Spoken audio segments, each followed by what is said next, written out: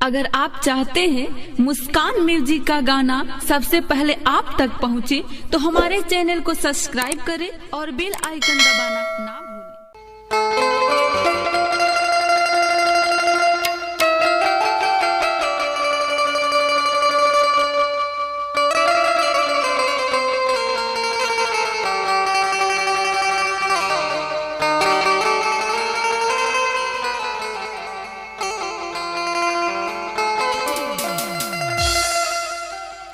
आई प्रियात्मा बंधु, आज बड़ा खुशी की बात बा कि अपने सबन के बीच दुशब्द भजन के माध्यम से सेवा करे के मौका मिलल। देखी,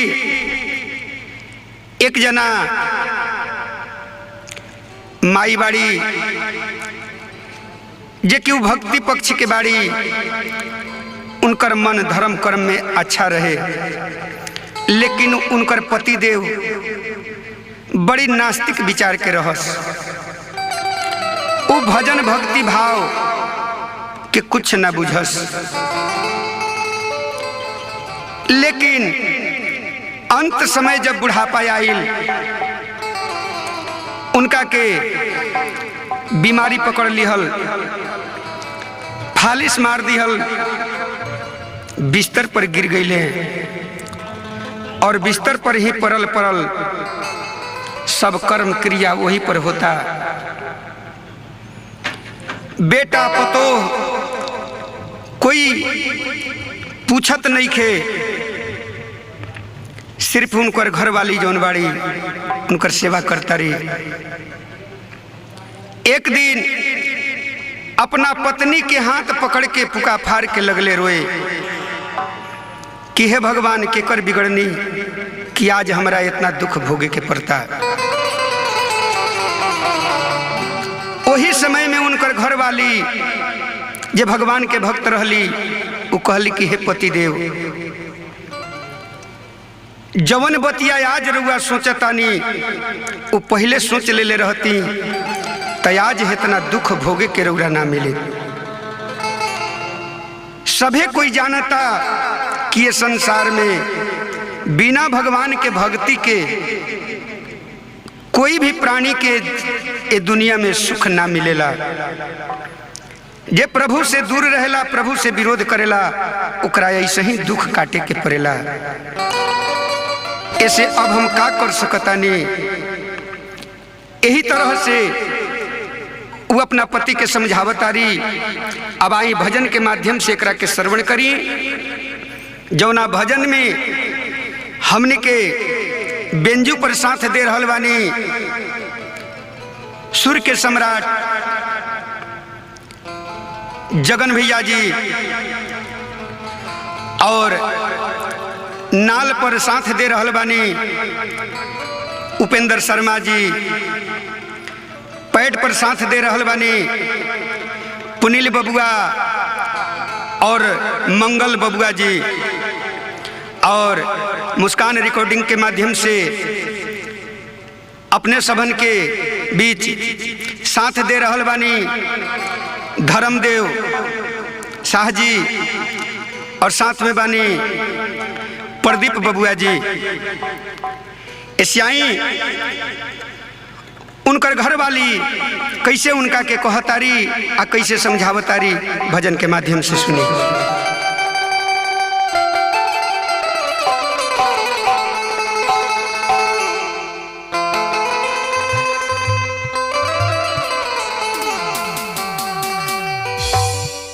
बड़ी दूर पिया के नगरी,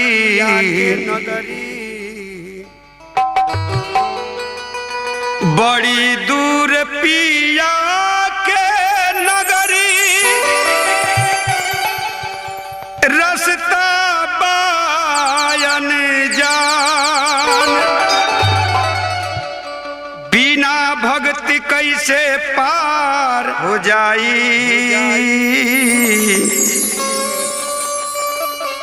उपियावा बाड़े सया, भगति न भज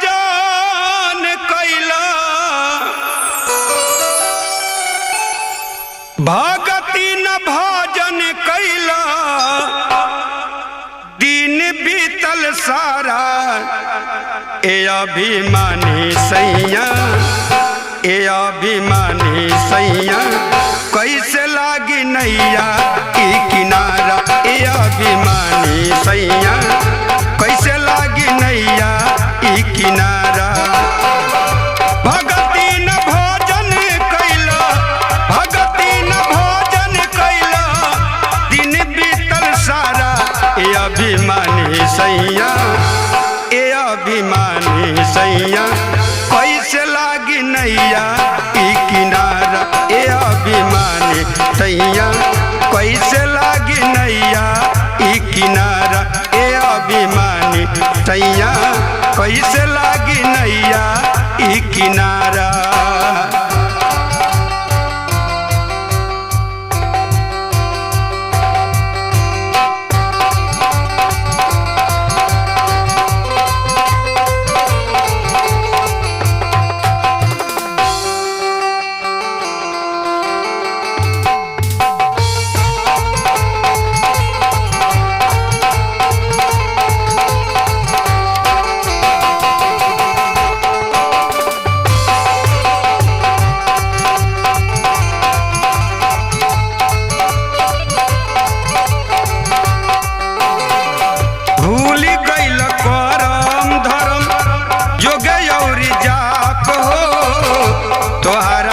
खुर के खैलक तोहरे कैल पाप हो, तोहरा के खुर के खैलक तोहरे कैल पाप हो।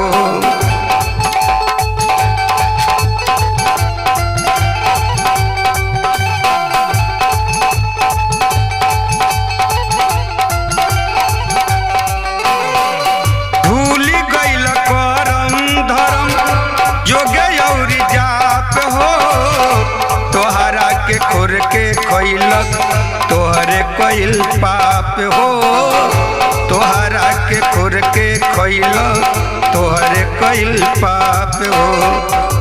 आजु काहे आँखिया से, आजु काहे आँखिया से बहताटे धारा।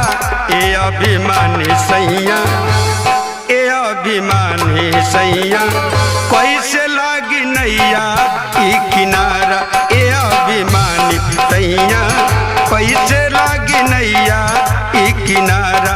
ए अभिमानी सैया, कैसे लागी नैया ई किनारा।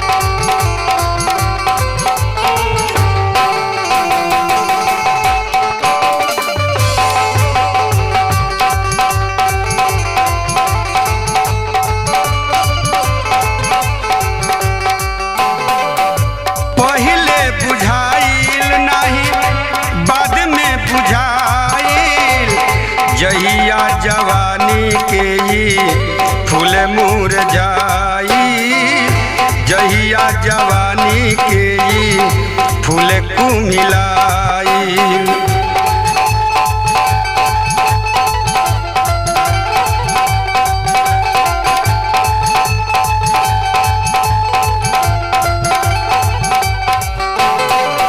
पहिले बुझाइल नहीं बाद में बुझाई, जहिया जवानी के ई फूल मुरझाई, जहिया जवानी के ई फूल कुमिलाई। घन घोर रहिया में ना, घन घोर रहिया में ना देला कोई सहारा। ए अभिमानी सैया, ए अभिमानी सैया, कैसे लागी नैया ई किनारा। ए अभिमानी सैया, कैसे लागी नैया ई किनारा। ए अभिमानी सैया, कैसे लागी नैया ई किनारा।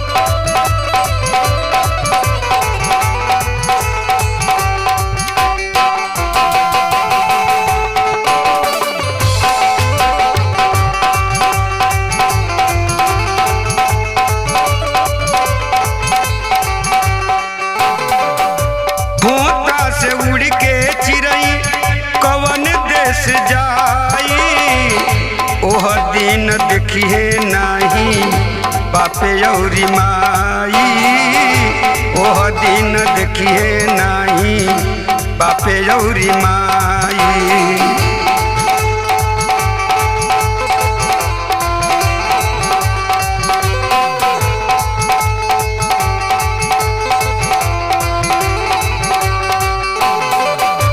खोता से उड़ के चिड़ई कवन देश जाई ओह दिन देखिए नाही बापे औरी माई ओह दिन देखिए नाही बापे औरी माई।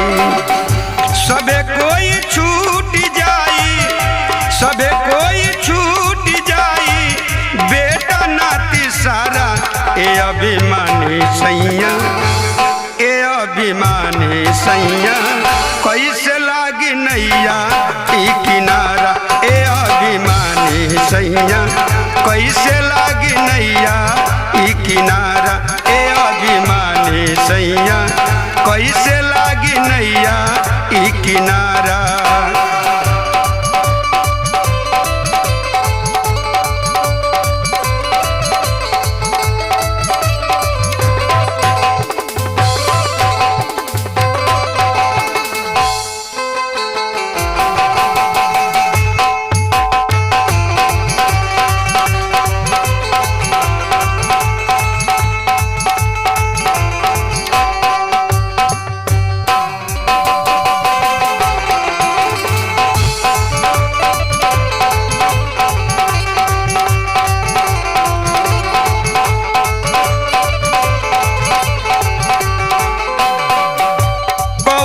बहाना झूठ काम नहीं आई राम बेला से श्यामानंद से देबू का सफाई राम बेला से श्यामानंद से देबू का सफाई।